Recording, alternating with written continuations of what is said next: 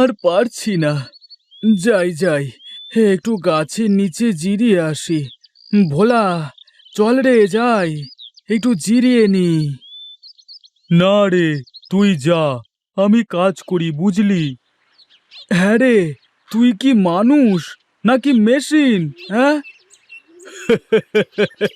কি যে বলিস, মানুষ আবার মেশিন হয় কিভাবে? তাছাড়া কি, তোর সাথে কাজ করতে গেলে যে কোনো মানুষ হিমশিম খেয়ে যায়।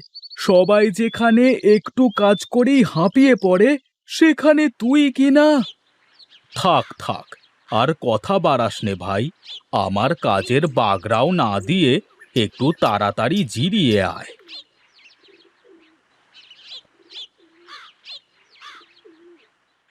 পাগল ছেলেটা, কি খাটুনি না খাটে!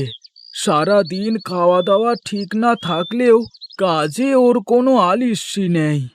আজ যদি পাগলটার নিজের একখণ্ড জমি থাকতো!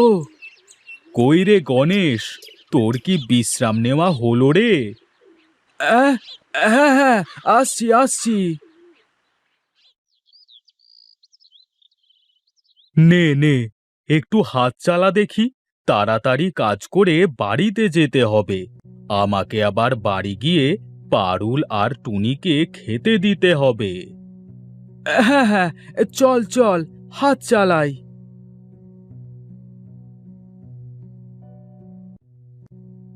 চল ভোলা, এবার বাড়িতে যাওয়া যাক।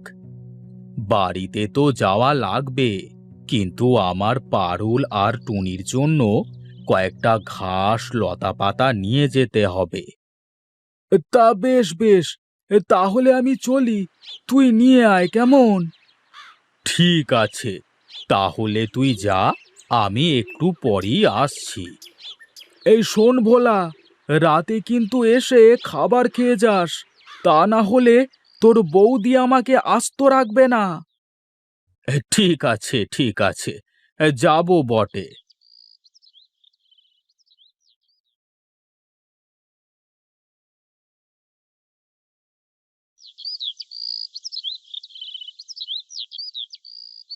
আরে বাহ, এ তো দেখছি দুধ দুবলো ঘাস।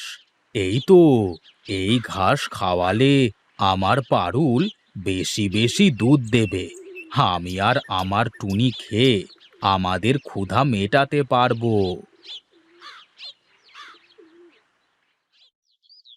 যাই যাই, বেশ তো কয়েক গোছা হয়ে গেছে। যাই, এখন বাড়িতে যাই।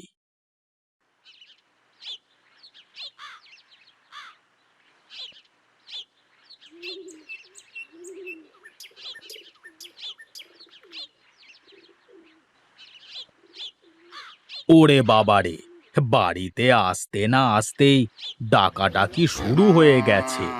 কি রে, খুব খিদে লেগে গেছে নাকি? বাহ, সব ঘাসগুলো কেমন চেটে পুটে খেয়ে নিয়েছিস। নে নে, খা, ডাকা বন্ধ করে খা। আজ তোর কপাল ভালো, মাঠে বেশ দুবলো ঘাস জন্মেছে। এবার থেকে তোর ভালো মন্দ খাবার হবে রোজ।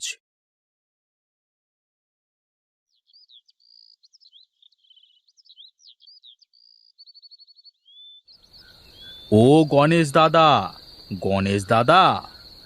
হ্যাঁ রে ভোলা, আয় আয়, ঘরের ভেতরে আয়। আয় আয় ভোলা, এখানে বস। দাও দাও গিন্নি, ওকে খেতে দাও। এই তোর কথাই হচ্ছিল রে ভোলা। আমাকে নিয়ে তোমরা আবার কি কথা বলছিলে? আমাকেও একটু বলো, শুনি। আগে খেয়ে নাও, তারপর বসে গল্প করা যাবে। খা, খা ভোলা, তোর বৌদি তোর জন্য মাছের মুড়ো দিয়ে লাউ ঘন্ট করেছে রে।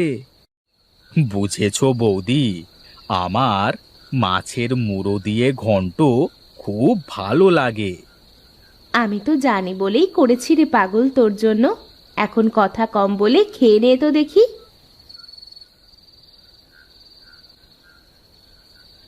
আমার খাওয়া শেষ বৌদি, তাহলে এখন আমি যাই। এখনই চলে যাবি?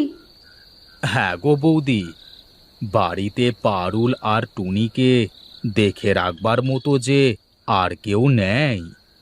হ্যাঁ, তোর বৌদি বসতে বলছে, বস একটু, তারপরেই না হয় যাবি। এই নাও তোমার পান। তোর জন্যও কি একটা পান বানিয়ে দেবো ভোলা? না বৌদি, আমার আবার পান খেলে গাল পুড়ে যাবে। কি যে বলিস, এখনো সে ছোট আছিস নাকি? আজ বাদে কাল বিয়ে করলে তো বাবা হয়ে যাবি। লজ্জা দিও না তো বৌদি, বলো আমাকে কি বলবার জন্য বসিয়ে রাখলে? এই শোন শোন, আমি ভাবছি কাল একবার তোকে সাথে করে ঘনশ্যামবাবুর বাড়িতে যাব। কেন কেন? ঘনশ্যামবাবুর বাড়িতে গিয়ে আমি কি করব? আর তাছাড়া ওই খারাপ লোকটার কথাবার্তা আমার মোটেও ভালো লাগে না। ওরে পাগল, শোন শোন, তোর ভালোর জন্যই বলছি, এখন আর একটা কথাও বলবি না। কাল সকালে আসবি, দুই ভাই একসাথে যাব, কেমন? ঠিক আছে, তাহলে এখন আমি চলি, কেমন?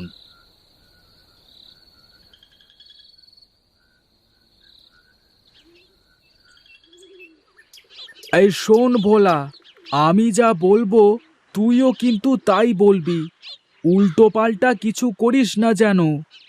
ঠিক আছে ঠিক আছে, তুমি যা বলবে তার সাথে মিল করে হ্যাঁতে হ্যাঁ আর না বলতে হবে তো, ও আমি পারবো। আরে আরে, এ কারা এসেছে আজকে আমার বাড়িতে? তা কি মনে করে গণেশ? আগে বাবু, আমি এসেছিলাম একটা জরুরি কাজে। হ্যাঁ হ্যাঁ, কি বলবি ঝটপট বলে ফেল। আগে বাবু, ও হলো আমার বন্ধুর মতো ভাই ভোলা। ওর নিজের কোনো জমি নেই, কিন্তু ও খুব খাটতে পারে, জমিতে ফসলের রূপে সোনা ফলাতে পারে। বাহ বাহ বাহ বাহ বাহ, তা বেশ, তা আমি এখন কি করতে পারি? আগে বাবু, আপনি যদি ওকে একটা জমি চাষের জন্য দিতেন, তাহলে বেচারা চাষ করে আপনারও কিছু দিত আর ও বাঁচত। তা না হয় দিলাম, কিন্তু কি কি চাষ করতে ও জানে? আগে কর্তা, আমি সব রকম ফসলের চাষই খুব ভালো করতে পারি। আচ্ছা আচ্ছা, আমি জমি দিতে পারি, কিন্তু একটা শর্ত আছে। কি শর্ত কর্তা, বলেন শুনি। একদিনে আমার জমিতে ওকে ফসল চাষের সুযোগ দেব। একদিনের মধ্যে যদি ও আমাকে জমি থেকে যে কোনো ফসল এনে দিতে পারে, তাহলে আমি ওকে চাষের জন্য জমি দেব। এ তো অসম্ভব বাবু, হে কি করে হয়? জমিতে চাষ দেওয়া, বীজ বোনা, আরো কত কি কাজ থাকে, হ্যাঁ একদিনে কিভাবে ফসল ফলানো যায়? আমি অত সব বুঝি না, আমি যা বললাম পারলে করো, না পারলে ফোটো। ঠিক আছে বাবু, আমি রাজি। বাহ বাহ, তাহলে যা, আমার উত্তরের মাঠে পুকুরের পাড়ের জমিতে চাষ শুরু কর।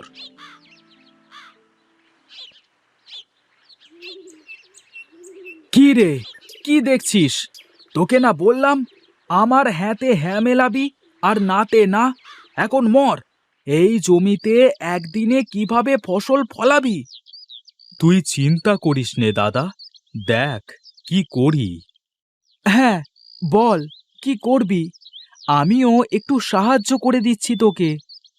বেশ, তাহলে আমি জমি চাষ দিতে থাকি, তুমি পুকুর থেকে নাল কেটে জমিতে পানি ঢোকানোর ব্যবস্থা করো।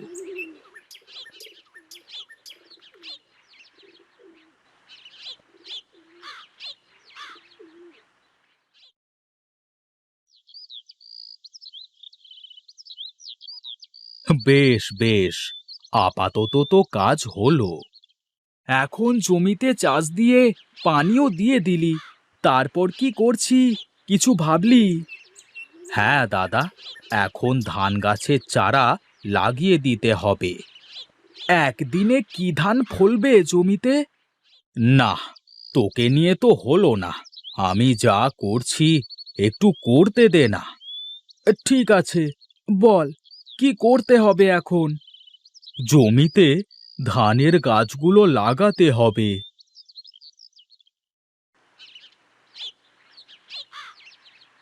এবার বল, ধান তো লাগানো শেষ। চলো এবার ঘনশ্যাম বাবুর বাড়িতে যাই।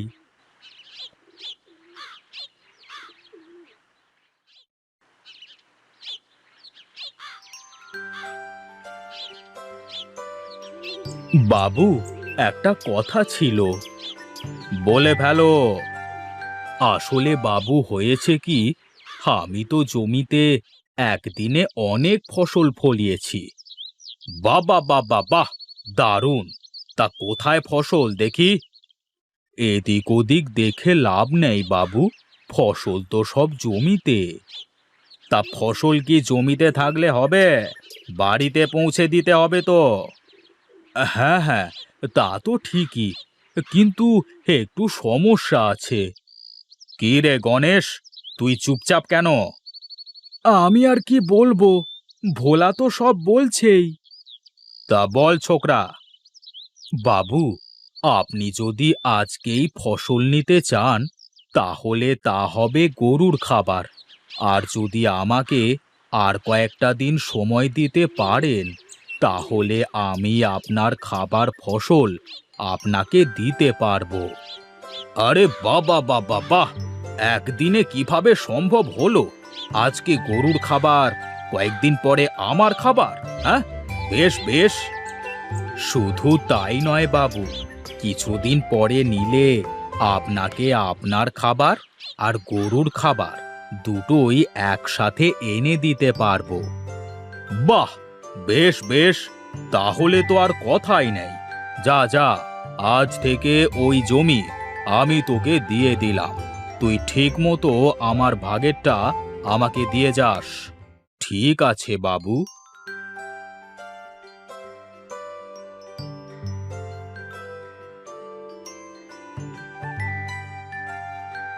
কি রে ভোলা, তোর মাথায় তো শুধু বুদ্ধি আর বুদ্ধি। কি আর করব, বাবুর যেমন শর্ত আমার তেমন কর্ম। বাবা বাবা বাহ, তোর বুদ্ধির তারিফ করতে হয়। তোমাকে অনেক ধন্যবাদ দাদা, তুমি আমার জন্য যা করলে। আরে পাগল, যা, আমার তো ভাই নেই, তুই আমার ভাইয়ের মতো, তোর জন্য আমি সব করতে পারি। হ্যাঁ, এখন থেকে আমাকে আর পরের খেতে কাজ করে পেটের খাবার জোটাতে হবে না। আজ থেকে তুমি আর আমি মিলে একসাথে চাষ করব। হ্যাঁ হ্যাঁ, ঠিক আছে, চল এখন বাড়িতে যাই। তোর বৌদির হাতের গরম গরম খাবার খেয়ে আবার মাঠে আসা যাবে।